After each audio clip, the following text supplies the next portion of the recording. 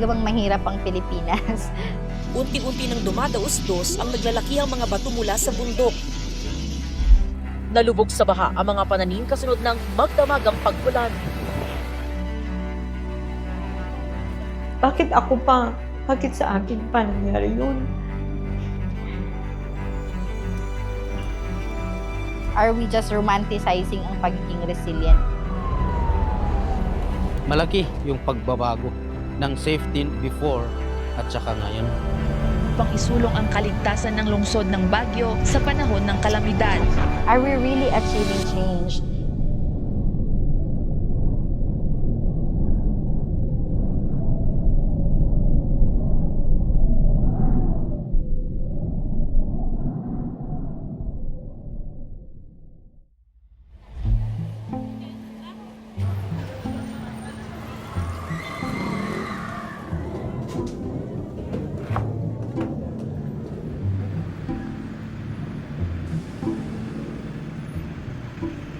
Hulay luntian, kabundukan, syontog kung tawagin sa Ibaloy, at mga umagang niyayakap ng hamog. Ito ang Benguet. Sa mataas na lupain na ito, ang katatagan ay hindi lamang katangian, ito ay paraan ng pamumuhay, paraan ng pagbangon, paraan ng pagpapatuloy. Pulso nito ang mga magsasakang sumasalubong sa araw bago pa ito sumikat at ang mga komunidad na nakaugat sa kultura, ngunit patuloy na humahakbang sa kasalukuyan tungo sa pamayanang matatag sa harap ng pagbabago tungo sa kinabukasan.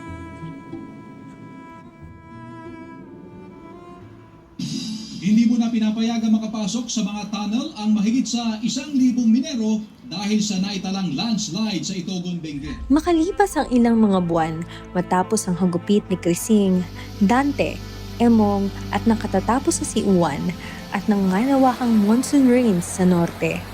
Isa ang Benguet sa mga lalawigan na nakaranas ng matinding hagupit nito. Matapos ni Uwan, 16 ang naitalang nasawi sa buong Cordillera at 2 ang naitalang nawawala. Karamihan sa mga ito ay dulot ng landslide.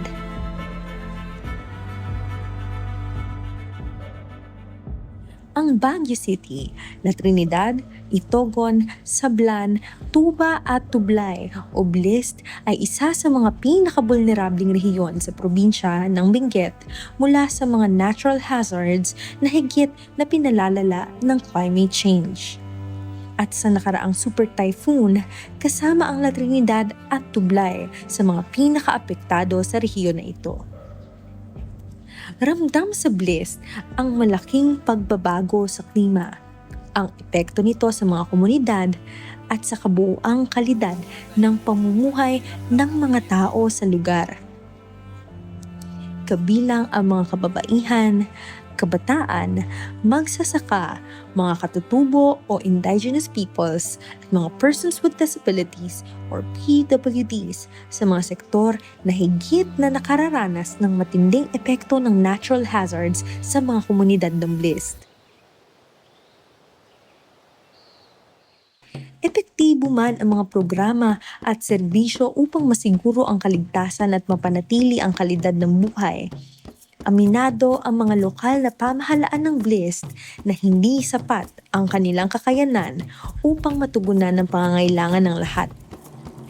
At para sa mga mamamayan ng Bliss, hangarin nilang maging aktibong kabahagi ng decision-making process para matugunan ang kanilang pangangailangan sa komunidad sa usapin ng disaster risk reduction and management, climate change, adaptation, and mitigation, or DRRM-CCAM. Ano ang papel ng mamamayan sa pagpaplano at sa pag-impluwensya ng mga pulisiya upang masiguro ang kaligtasan at katatagan o resilience ng mga komunidad sa Bliss? Sa awa ng Diyos, hindi naman gaano malakas yung pinsala. Yung hangin hindi gaano malakas. Para yung ulan ang grabing malalaki ang mga ulan. Yung bagong tinanim kong sukini at saka celery na yan, naapektuhan. Nabawas-bawasan yung mga expected na yield ng mga pananim. Mas naging mahirap ngayon ang pagsasaka sa lugar dahil sa epekto ng pagbabago ng klima tulad ng mga natural hazards na tumitindi habang tumatagal at nagdudulot ng madalas na pagkasira sa mga pananim at ani. Kaya kadalasan, matapos ang sakuna, ang sanay kita mula sa mula o pananim na pinaghirapan ng matagal ay nababawasan pa hanggang sa magkulang. Yung source ng irrigation, yung tubig, kakunti na. So may decrease ng water volume. So with regard more on the impact of climate change sa farmer, na nag-a-adjust kami para naman may adapt po kami sa sitwasyon na yan. Nag-decrease yung income ng magsasaka dahil sa mga factors na mga effect na ito ng climate change. Kailangan talagang mag-innovate ang farmers. Ang pagkakabuo ng Best Highlands Vegetable Producers of La Trinidad o PHVPLP ay mahalaga upang maorganisa ang mga magsasaka sa lugar dahil hindi kakayanin ng isang magsasaka lamang ang tumayo sa sarili nitong paa at magpatuloy, lalo na sa harap ng mga nabanggit na pagsubok sa sektor na pinatitindi ng climate change. So kailangan na may organisasyon, may membership para magtulong-tulungan at saka mayroon kaming membership fee na kinolekta. Isa naman sa mga aktibong women's group sa Barangay Ukab sa Itogon ang United Mothers Livelihood Association of Ukab o UMLAW. Dating presidente at kasalukuyang business manager ng organisasyon si Ms. Guadaleva Coteng, isang entrepreneur at isang nanay. Australia na sana ako. Pero nag-decline ako. Sabi nila, ang tanga mo. Pero di balit, napapakain naman kami ng asawa ko. Kumakain naman kami 3 beses isang araw. And then, kawawa yung anak ko, may iiwan. Hindi pa rin nawawala yung kaisipan ng mga tao na babae lang yan. Ba't mo pakikinggan yan? Babae yan. Si Umlaw kasi, although I'm not a pioneer of Umlaw, pero yung history kasi niyan, mga nanay ng mga daycare. Mga sawal, mga tatay. So, ang ginawa namin, Noon wala akong pakialam. Like mga budget planning, mga project planning, ganyan. Wala kaming pakialam dyan kasi ang nasa isip lang, hindi rin naman maririnig yung boses namin dyan. At least ngayon, may background na kami or may mga knowledge na kami para magamit, para makialam. Kasi ang sabi nila noon, anong alam mo dyan? Delikado yung konti lang ang alam. galing sa Dole. Tapos yung iba, galing kay Mayor. Pagka may mga training. Tapos, Kabilang sina Manong Joseph at Ma'am Guada sa tinatawag na CSOs sa kanilang mga komunidad. Ang CSO o Civil Society Organizations ay mga organisadong grupo na non-government o kumikilos ng labas sa kontrol ng pamahalaan. Sila ay itinuturing na boses ng komunidad at sinusubukan ng mga ito na tumugon sa pangangailangan ng tao. Itinataguyod din ng mga CSOs ang karapatan at kinakampyon nito ang kapakanan ng bawat isa sa komunidad. Sa ilalim ng definisyon ng CSO, may iba't ibang uri gaya ng non-governmental organizations or NGOs, POs or People's Organizations, civic organizations, cooperatives, social movements, professional associations, business groups, at People's Council. Ito ay ayon sa Article 3, Section 1 ng DILG Memorandum Circular 2025-060. CSOs din ang itinuturing ng mga first responders sa mga komunidad sa panahon ng sakuna. At mandato ng mga CSO na iugnay ang mamamayan at ang lokal na pamahalaan. Katuwang ng mga local government units o LGUs ang mga CSOs sa pagtataguyod ng mga programa at pagbuo ng mga solusyong nakaugat sa tunay na pangangailangan ng komunidad. Ayon kay Ma'am Guada at Manong Joseph, ang kanilang mga organisasyon ay nabuo upang maging tugon sa problema sa kanilang mga komunidad. Partikular na sa problema ng kabuhayan at ng kaligtasan. Ngunit noong nagsisimula ang kanilang mga organisasyon, hindi gaanong kaaktibo ang mga ito sa lokal na pamahalaan, na sitwasyon din ng karamihang mga CSOs sa BLIST. Kung may mga patawag man, ito ay for compliance lamang at nananatiling numero lamang ang kanilang presensya sa mga council meetings bilang mga attendees. May time na nagtataka ako, bakit ang hirap-hirap makuha ni Itogon yung Seal of Good Local Governance. Agree ako din sa sinasabi ng mga friends or yung mga kasama ko sa council na halimbawa meeting ng may meeting, ibibigay sa iyo yung kopya or yung agenda during the meeting. So, yung mga CSO, blanco sila doon. Paano sila makakapag-participate sa something na mabigat na wala man lang preparation? Si Youth on Point po ay nag-start noong 2021. I was grade 9 back then po. We started with our advocacies po with mental health and youth leadership. Yun po talaga yung pinaka gusto po naming i-cater during pandemic. One thing that we are teaching young people, dun po sa amin pong life skills and leadership training, ay kung paano po sila magko-cope or ano po yung mga pwede po nilang gawin in order for them to be ready kung meron man po mga sakuna. Kung paano po maiiwasan na marami pong casualties during the disaster. They can apply these things po, not just for themselves, but to help other people as well. Marami namang issue ang Baguio. So nagpatawag mga leaders ng Baguio, different churches plus UP, nagpatawag ng isang tinatawag na The Baguio We Want, isang gathering of various civil society organizations dito hinold sa UP yan. So yung waste management issue, kinary forward namin, pinag-usapan namin yan hanggang sa mabuo yung grupo. Mapag-usapan kung ano ba talaga yung issue ng basura at ano yung pwedeng gawin. Ngayon tinatanggap na nila yung term na zero waste. Dati nung nag-umpisa kami, sasabihin na that's impossible. Zero waste is impossible. Akala nilang ibig sabihin nun walang basura. As in, pag ikay gumamit ng isang bagay, sabi, that's impossible kasi lahat ng ginagamit mo, meron at merong basura. So, ganun yung pananaw nila. Pero ang ibig sabihin lang naman talaga ng zero waste is, kung ano man yung gagamitin mo, yan ay dapat hindi nauuwi na nagiging basura. Nang sa ganon, makita kong pag may disaster, yung mga nakakaunawa na persons with disabilities, especially yung mga with physical, at least they understand, they can learn. How about those persons na hindi nakakaunawa sa mga panuntunan or sa mga signals, warnings, and hindi sila pwedeng mag-aral? So kung kasama sa planning, ang mga stakeholders ng mga persons with disabilities, at least walang masyadong makikita na mas worst na case na magiging effect ng disaster.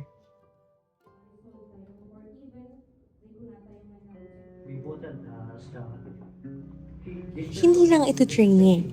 Isa itong espasyo kung saan nagtatagpo ang kanilang naging mga karanasan, kwento at pag-asa para sa kani-kanilang mga organisasyon.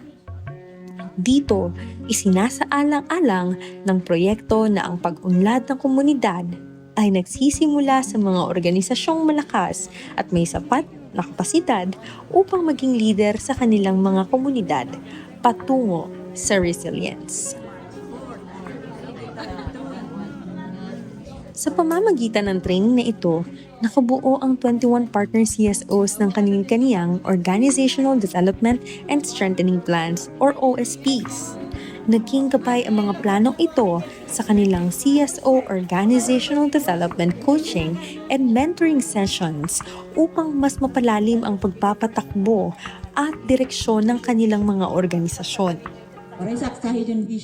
Ginamit din ng mga CSOs ang OSPs sa paghahanda ng training proposals para maka-access sa Local Capacity Development Fund or LCDF, ang small grant component ng proyekto para sa pagpapalakas ng internal governance at competencies sa local governance. Matapos maaprubahan ng kanilang proposals, pinamalas ng 21 CSO partners ang husay sa pagpapatupad ng kani-kanilang mga local capacity development projects. Kasunod nito ay ang ICT DRRM training or Inclusive and Gender-Sensitive Community-Based Disaster Risk Reduction and Management Training, kung saan nagkaroon ng mga specialized capacity development activities na sumasalamin sa pangangailangan ng iba't ibang sektor. Kasama rito ang training on basic sign language para sa mga persons with disabilities, first aid training, disaster response, zero waste business models and practices, at social media marketing and branding para sa farmer groups at para sa mga kababaihan na entrepreneurs. Sa kabuuan, 401 individuals ang direct beneficiaries ng mga pagsasanay na ito at higit sa 5,134 naman ang indirect beneficiaries na umaani ng epekto nito sa kani-kanilang mga komunidad. Kasama tayo sa vulnerable sector. Maging involved, meaning sa pag-planning sana sa disaster risk reduction management, sa planning pa lang, magkaroon na ng research. Not only the persons with disabilities but also the people around them. They can work together para masustain, magiging resilient din sila pagdating ng mga disasters na yan. Ang inclusive and gender-sensitive, community-based DRRM training ay training na hindi lang tumitingin sa panganib, kundi sa mga taong pinakaapektado nito. Bata, kababaihan, senior citizens, persons with disabilities, at iba pang mga sektor na pinakabulnerable sa mga panahon ng sakuna. Sinasagot ng training na ito ang tanong na, paano ba nagiging tunay na inklusibo ang pagkahanda? Paano titiyaking walang maiiwan sa panahon ng sakuna? Sa bawat workshop, mapa-hazard mapping man o pagbuo ng contingency plans, pinaalala nito na ang resilience ay ang pagkilala sa lakas at pangangailangan ng bawat miyembro ng komunidad. Sa pamamagitan rin ng training na ito, bitbit ng 21 CSOs ng Rice Benguet ang inklusibong pagpaplano para sa mga sakuna at panganib. At naging gabay din nila ito para sa kanilang mga rekomendasyon ng polisiya at mga resolusyong nais nilang isulong sa kanilang mga lokal na pamahalaan. Sa parehong taon, humigit kumulang 190 CSOs na mga miyembro rin ng Barangay Disaster Risk Reduction and Management Council mula sa 5 municipalities ang nakatanggap rin ng 3 araw na ICT DRRM training. Ang bilang na ito ay kumakatawan sa 70% na target community stakeholder ng proyekto. Pinamunuan ito ng 21 CSO partners ng project na nakatapos ng 5-day training of trainers para sa parehong training noong 2023. Dahil din dito, kapansin-pansin ang pagtaas ng kumpiyansa at kasanayan sa public speaking ng mga champions. Ganoon din sa training facilitation at events management.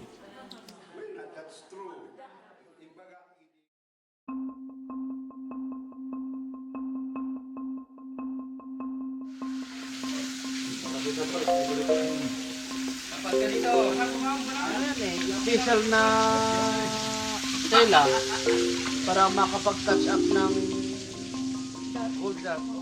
Nakita naman natin, no? Maraming dahilan dyan, ma'am, kung talagang nagmamasid tayo, di ba? May climate change na. Here in Luacan, sa Lipma mismo, we experience talaga na magkaroon ng sobrang impact ng bagyo. Yun nga, way back 2018 ata yun. Yung maraming namatay dito. Kung maaari, i-preserve lang natin yung yung environment natin para at least para sa susunod na generation pa, at least hindi ito makakalbo o anuman, ma-slide, ganyan, para at least yung intact pa rin yung lupa natin. As much as possible na makakita yung mga susunod pang henerasyon ng ibang kabuhayan aside from mining. Since memorial yan. Sa gitna ng mga hamong ito, nais ng mga CSO champions ng proyekto na maging aktibong kabahagi ng local governance sa disaster risk reduction and management dahil ang kaligtasan at resilience ay hindi lamang responsibilidad ng iilan, kundi ng buong komunidad. We need to advocate something na nakakatulong sa amin. Participation ay inclusive, kung sabi ng inclusive. So there na ang mga CSO o yung individual, they should be active. So kung may mga issue, I believe na yung mga participant, tulad ng mga CSOs, ay alam nila yung mga issues at concern. Pulso ng proyekto na palakasin ang mga civil society organizations sa BLIST upang maging aktibong kabahagi ng local governance.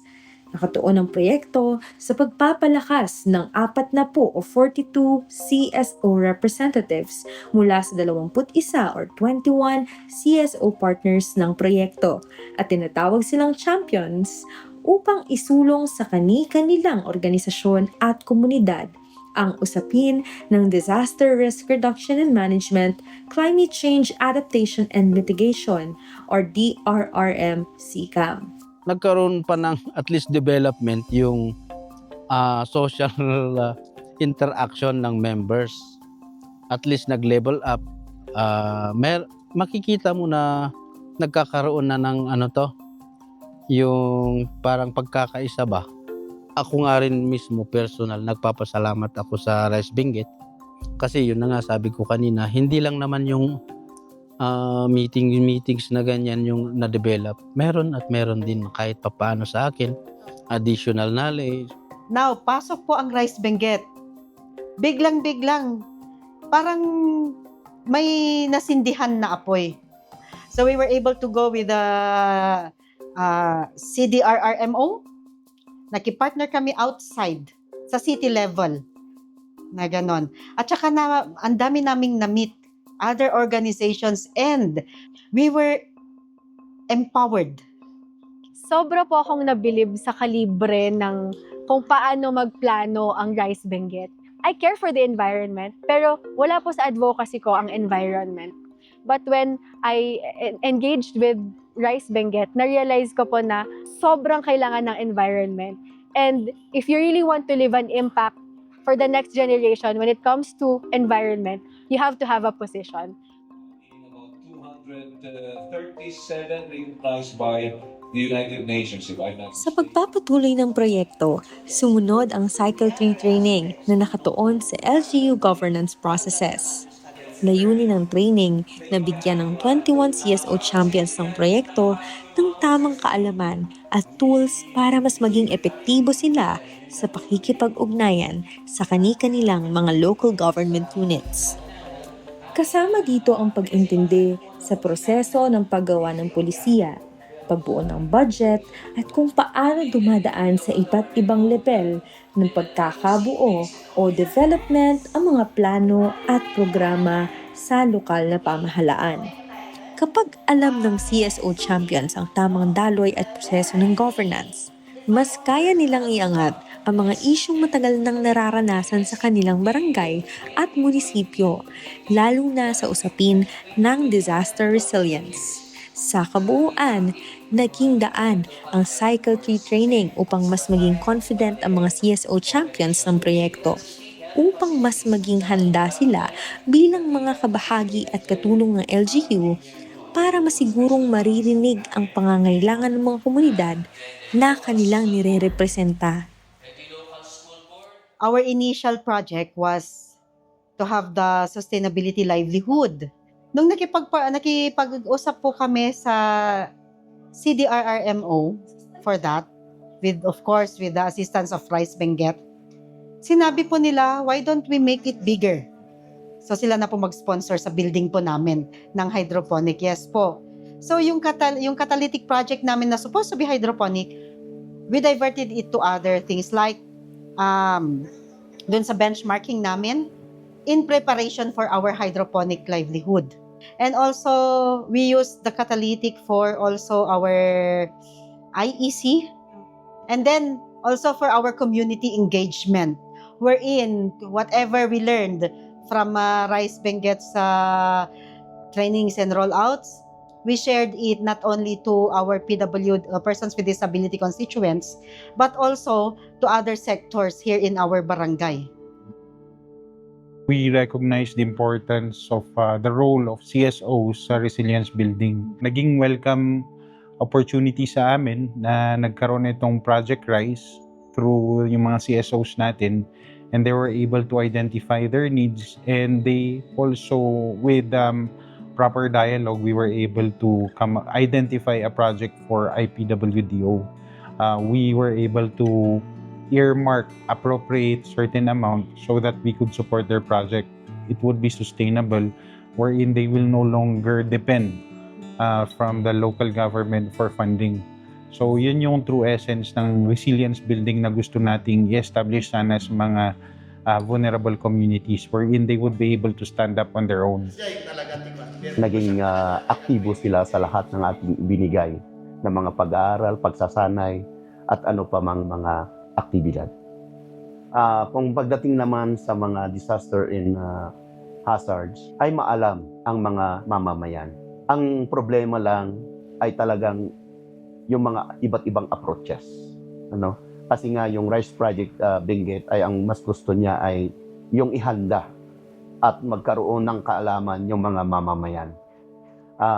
Lalo at ang area kung saan ako ay talaga naman na prone ito sa mga landslides at nandyan mga nakaambang mga hazard. Is it a full-blown proposal? Why don't we have good access to basic social services? Talaga bang mahirap ang Pilipinas? Talaga bang resilient na lang ba tayo lagi? Na are we just romanticizing ang pagiging resilient? And sometimes nakakapagod minsan maging resilient, sabi nila. Napakahalaga ng role ng mga CSO sa usapin ng local governance. When we say governance, we're actually talking about good governance, And good governance has 3 ingredients. Andyan ang transparency, andyan ang accountability, at nandyan yung people's participation. We partnered with the CSOs to craft organizational strengthening plans. Yan. So kapag napatatag mo yung kanilang organization, you also strengthen their financial management capacity, their organizational management capacity, resource mobilization, even yung leadership, advocacy, and all this.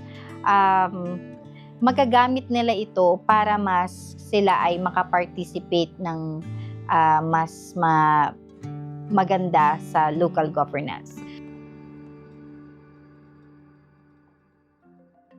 Nagpapatuloy ang mga CSOs dahil sa kani-kanilang mga advokasya at mga pangarap para sa kanilang mga komunidad. Dahil dito, sunod na pinagdaanan ng mga partner CSOs ang Cycle 4 Training on Advocacy and Alliance Building na naglalayong paigtingin ang kanilang kaalaman sa strategic advocacy, policy engagement at pagbuo ng mga koneksyon at partnerships sa iba't ibang mga ahensya at opisina ng mga lokal na pamahalaan at mga pribadong sektor. Natutunan nila kung paanong epektibong ipahayag ang kanilang mga advokasya at misyon at makipag-network sa iba pang stakeholders. at bumuo ng alliances na makakapagbigay suporta sa kanilang mga proyekto at inisyatiba. Bukod dito, nahasa din ang kanilang kakayanan sa participatory planning at collaborative decision-making na mahalaga sa pagpapatatag ng kanilang presensya at impluwensya bilang organisasyon sa local governance. Sa pamamagitan ng advocacy and alliance building training na ito, mas lumawak ang kanilang kapasidad na magsilbing katalista para sa pagbabago. Hindi lamang sa kanilang sariling organisasyon, kundi pati na rin sa komunidad na kanilang pinaglilingkuran. Yung support na catalytic fund, yun yung naging starting point para magkaroon ng other initiatives na tapurso talaga yung plano. At least makikita nyo yung result niya, and after 5 years, sana bawat bahay magkaroon ng sariling ganon para ma-divert yung mining into agriculture. Ang community-led resilience projects naman na pinamunuan ng CSO Champions ay mula sa Catalytic Fund grant ng proyekto. Layunin ng mga proyektong ito na maging tugon sa mga problema sa kanilang mga komunidad na may kinalaman sa usapin ng kaligtasan, environmental protection at DRRM CCAM. We created the upcycling hub with the help of the Rice Benguet Project and LGU and other civil society organizations na pwedeng sumuport sa amin para makita po nila na, mayroon talagang pera sa basura. So, from trash to cash na, yun yung tagline namin. It's also important na hindi natin kailangang itapon ng lahat ang mga bagay. Pwede natin siyang i-reuse. Malaki na yung pagbabago. We wouldn't have checked our vision, mission, yung programs and initiatives namin without the Rice Benguet Project. Napakalaking impact yun. Mahalaga po ang CSO kasi sila ang parang nagiging multipliers namin kasi alam naman ninyo na ang office ng ang DRRM office ay kulang tayo sa personnel. Yung involvement nila nakakatulong sa pagiging proactive ng ating mamamayan. Sila rin ang tumutulong sa information and education campaign sa barangays na.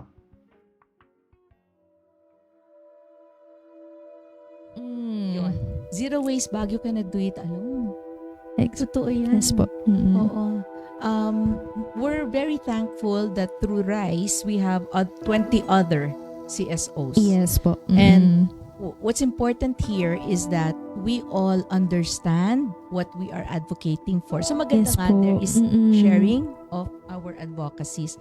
Since dumating yung Rice Benguet sa Umlaw, parang nagtriple na yung involvement namin within the community, the LGU. Na-involve na rin sila sa mga iba't ibang activities ng kahit na pumupunta na rin ng munisipyo, kahit sa province na din, na-involve na din, mga ganun. Marami-rami na rin ang narating ng proyekto kung pagpapalakas sa mga CSOs lamang ang pag-uusapan. Ngunit higit na nakamamangha ang kumpiyansa at tatag na nabuhay at nahasa sa kanilang mga organisasyon at sa kanila mismo bilang mga individual. Maraming mga oportunidad para sa networking at capacity development ang nagbukas para sa kanila. Ngunit ang pinakamahalagang pag-unlad na kanilang nakamit ay ang kanilang pagsasapuso at pag-angkin sa kanilang boses bilang miyembro ng kanilang mga komunidad. Mga kabahagi ng decision-making para sa kaligtasan at resilience sa usapin ng disaster at climate change.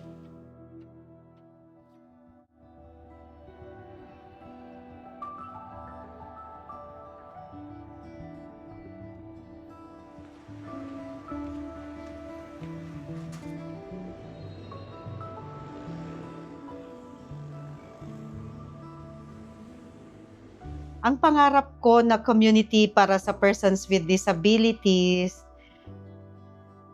isa lang naman, yung harmonious. Ang pinaka-panalangin at nakikita ko pong Baguio ay isang Baguio na punong-puno ng partisipasyon ng mga kabataan. Ang dream for Baguio is to be climate ready. To have people who are more resilient, to have institutions that are more resilient. Ang pangarap ko ay isang komunidad ay resilient at progressive na komunidad. Kalamidad, kakayanin natin yan. Sabi niya, yung walis tingting pagka kumpulan yan, mahirap yan baliin. Na sana may pagkakaunawaan doon. Alam nila kung paanong makisama sa bawat isa, mapabata, teenager, matanda. Kasi in the end, our resilience as a people depends upon a healthy ecology. The soil, yung lupain, that is an inheritance. Help them stand up, help them be confident kung paano pong tumayo maging independent ang mga persons with disability. Palakasin natin pagmamahal natin sa sarili natin, sa anak, sa pamilya. Kasi pag ikaw kung wala kang pagmamahal, hindi mo magagawa, walang respetong makukuha, wala kang respetong mabibigay kung wala kang pagmamahal sa paligid mo. Kung meron nga po kaming matatawag talaga na magulang sa Youth on Point, that would be Rice Benguet because they really helped us po.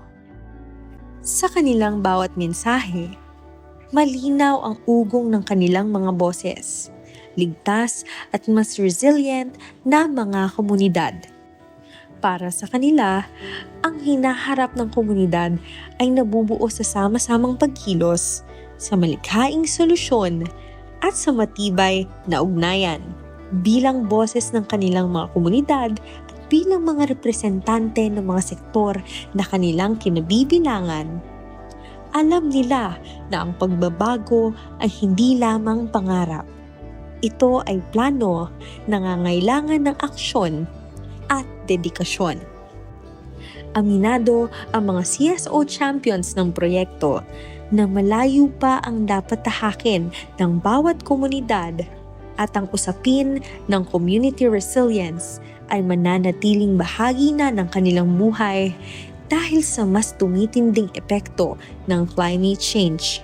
Pero para sa kanila, upang mapaghandaan ang kinabukasan, kailangang may pagpatuloy ang mga nasimulan sa kasalukuyan.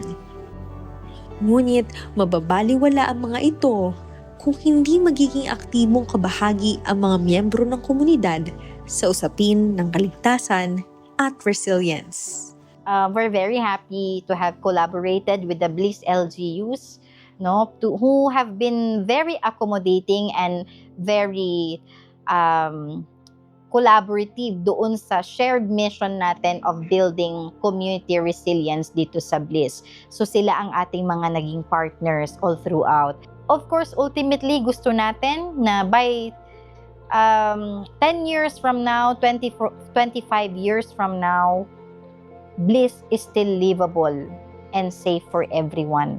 Kasi lahat naman ng collaboration natin, ang gusto natin, namumuhay ang mga tao na ligtas, namumuhay sila ng payapa, at namumuhay sila na merong pagkakaisa sa isa't isa.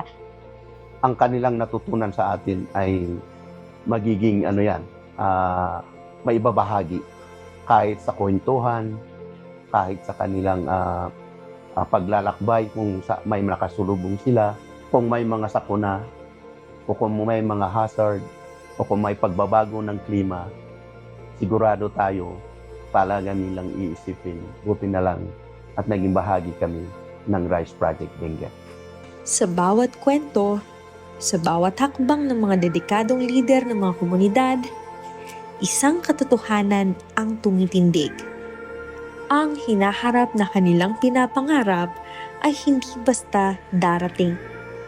Ito ay hinahabi, pinapanday, at inaalagaan sa bawat kilos at galaw. Sa pagtutulungan, sa pakikiisa, at sa pagmamahal, ang bukas na inklusibo, matatag at puno ng pag-asa ay unti-unting mabubuo. Ito ang kinabukasan ng ating mga komunidad. Isang bukas na may tinig ang lahat. Isang bukas na inklusibo, ligtas at matatag. Bukas na nililikha ng sabay-sabay, sama-sama. Sa huli, ang lahat ng ito ay aksyon tungo sa isang pangarap at pangako. Masakbayan, para iti amin a henerasyon.